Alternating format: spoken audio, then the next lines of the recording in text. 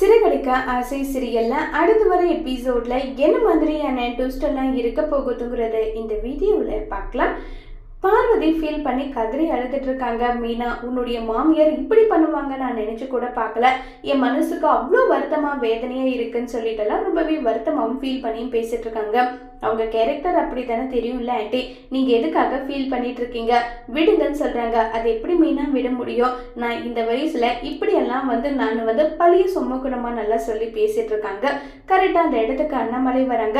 அண்ணாமலை வந்ததும் வாங்கின உட்காருங்கன்னு சொல்கிறாங்க. இந்த வயசில் நீங்கள் 2 பேரும் இப்படி சண்டை போட்டுட்டு இருக்கிறது நல்லாவா இருக்கு? மீனா என்கிட்ட எல்லா விஷயமும் சொன்னா. அவள் இப்படி தான், ஒரு வேலை நீ அவகிட்ட க்ளோஸாக இல்லாமல் அவரு கூட கொஞ்சம் க்ளோஸாக இருக்கிறதுனால வேணும்னா அவள் அப்படி நினச்சிருக்கலாம். குழந்தையாட்டு நீ பேசலன்னு சொல்லிட்டு அவ்வளோ ஃபீல் பண்ணி அவள் அழுதுட்டு இருக்கா. நீ ஒரு வார்த்தை பேசிடுமான்னு சொல்லிட்டு சொல்கிறாங்க. அண்ணன், மனசார என்னால் பேச முடியுமான்னு தெரியாது. ஏன்னா நான் அவன் மேலே அந்த அளவுக்கு மதிப்பு மரியாதை வச்சிருந்தேன். அவள் இப்படி பண்ணிட்டாளேன்னு சொல்லிட்டெல்லாம் ஃபீல் பண்ணி எல்லாம் பேசிட்டு இருக்காங்க. உடனே ஃபீல் பண்ணி அந்த இடத்துல வந்திருக்காங்க விஜயா. பார்வதி, நான் பேசினது எல்லாமே தப்பு தான், தயவு செஞ்சு என்னை மன்னிச்சிடுன்னு சொல்லிட்டு விஜயா பார்த்தீங்கன்னா பார்வதி கிட்ட மன்னிப்பெல்லாம் கேட்டுட்டு இருக்காங்க.